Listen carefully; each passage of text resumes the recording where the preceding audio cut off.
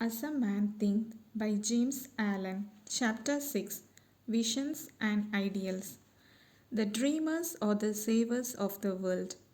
As the visible world is sustained by invisible, so men, through all the trials and sins and sordid vocations, are nourished by the beautiful visions of the solitary dreamers. Humanity cannot forget its dreamers. It cannot let their ideals fade and die. It lives in them. It knows them as the realities which it shall one day see and know.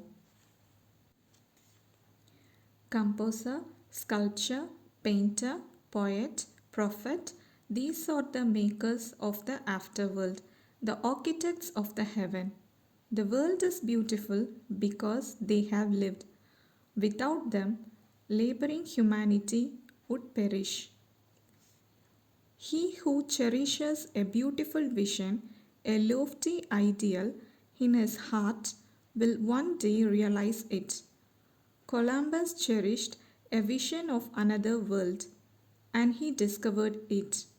Copernicus fostered the vision of multiplicity of worlds and a wider universe, and he revealed it.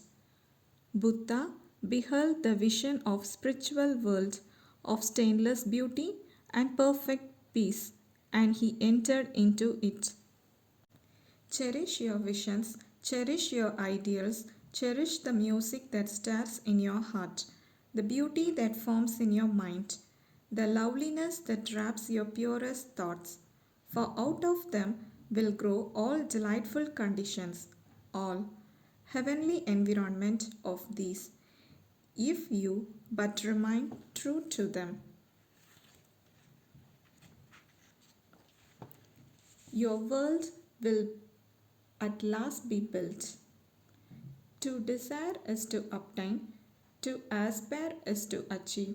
Shall man's basest desires receive the fullest measure of gratification, and his purest aspiration starve for the lack of sustenance?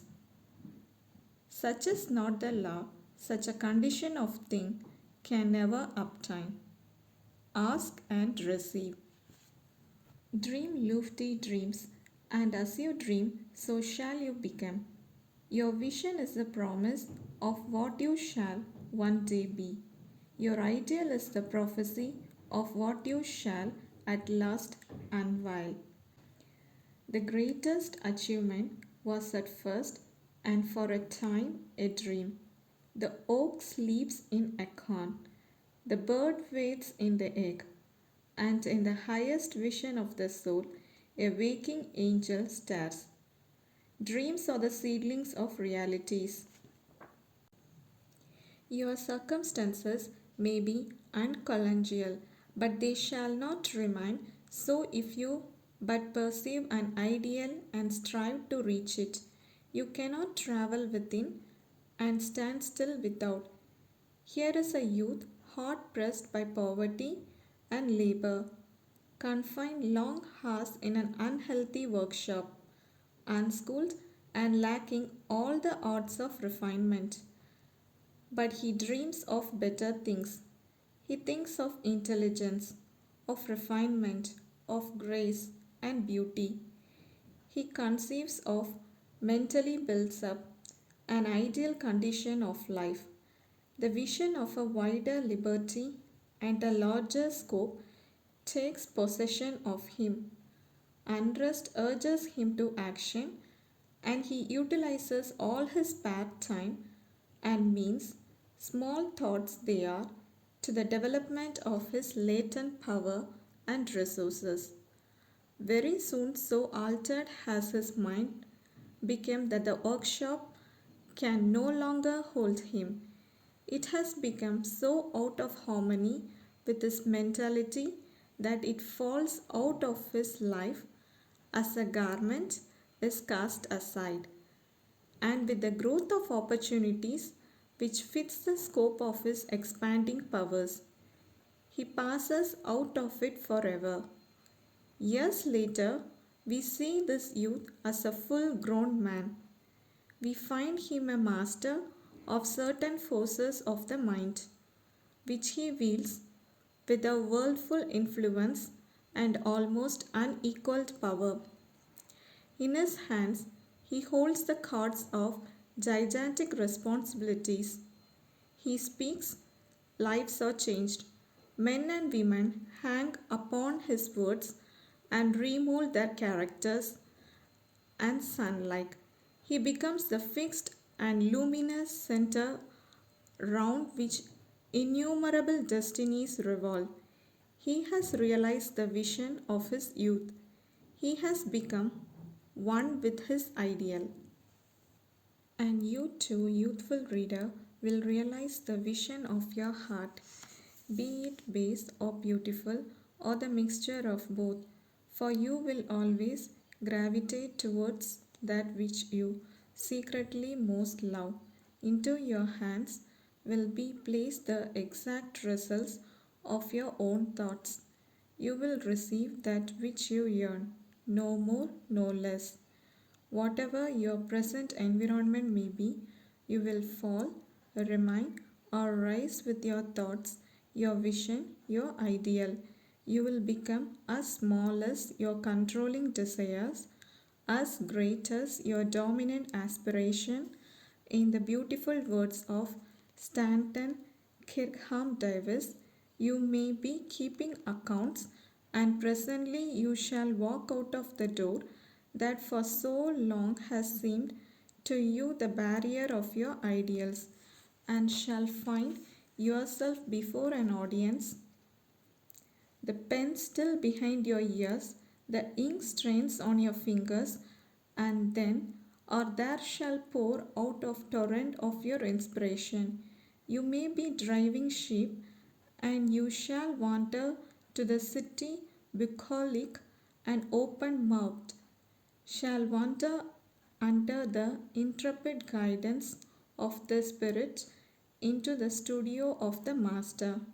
And after a time he shall say, I have nothing more to teach you, and now you have become the Master who did so recently dream of great things while driving sheep. You shall lay down the saw and the plane to take upon yourself the regeneration of the world. The thoughtless, the ignorant, and the indolent seeing only the apparent efforts of things and not the things themselves, talk of luck, of fortune, and chance. Seeing a man grow rich, they say how lucky he is. Observing another becoming intellectual, they exclaim how highly favored he is. And noting the saintly character and wide influence of another, they remark how chance aid him at every turn. They do not see the trials and failures and the struggles which these men have voluntarily encountered in order to gain their experience, have no knowledge of the sacrifice they have made, of the undaunted efforts they have put forth, of the faith they have exercised. They have might overcome the apparent insurmountable and realize the vision of their heart. They do not know the darkness and the heartaches. They only see the light and joy and call it luck. They do not see the long and arduous journey, but only behold the pleasant goal and call it good fortune. Do not understand the process, but only perceive the result and call it chance. In all human affairs, there are efforts and there are results, and the strength of the effort is the measure of the result. Chance is not. Gifts, powers, material, intellectual, and spiritual possessions are the fruits of the effort. They are the thoughts completed, objects accomplished, visions realized. The visions that you glorify in your mind, the ideal that you enthrone in your heart, this you will build your life by. This you will become.